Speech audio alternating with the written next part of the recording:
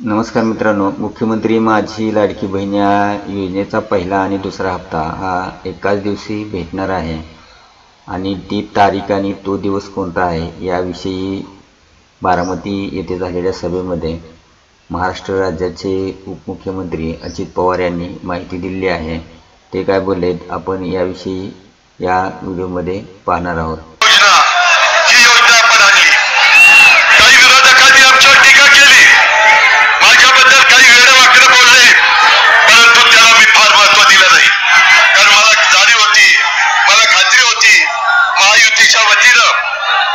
शिंदे असतील, देवेंद्र फडणवीस असेल, मी असेल किंवा माझे सगळे सहकारी असतील, आपण ती योजना चांगल्या प्रकारे राबवू शकतो हा एक विश्वास मला होता। का तर त्याच्यात माझ्या गरीब महिलेला मला मदत करायची होती, माझ्या मातेला मला मदत करायची होती, माझ्या मुलीला मला मदत करायची होती आणि तशा पद्धतीचं काम आपण 1 जुलैपासून सुरू केलेलं आहे।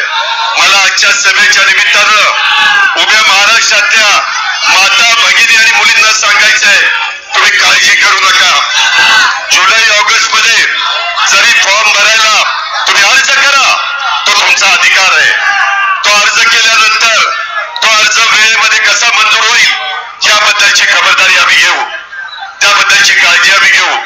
मगाशी माझ्या काही महिला म्हणाल्या की अजित पवार त्याच्यामध्ये काही त्रुटी होत्या, आम्ही त्याच्याकरता रेशन शिधाव कार्ड वाटप कार्ड आपण त्यामध्ये मंजूर केलं, आपण पिवळं रेशन कार्ड आपण मंजूर केलं, भगवं रेशन कार्ड मंजूर केलं। का तर माझ्या आया बहिणींना, माझ्या मुलींना त्रास कमी व्हावा म्हणून। मी महाराष्ट्राला सांगू इच्छितो की या योजनेच्या करता आमचा अंदाज आहे चांद्यापासून बांद्यापर्यंत 2.5 कोटी महिलांना दर महिन्याला 1,500 रुपये मिळणार, दर महिन्याला।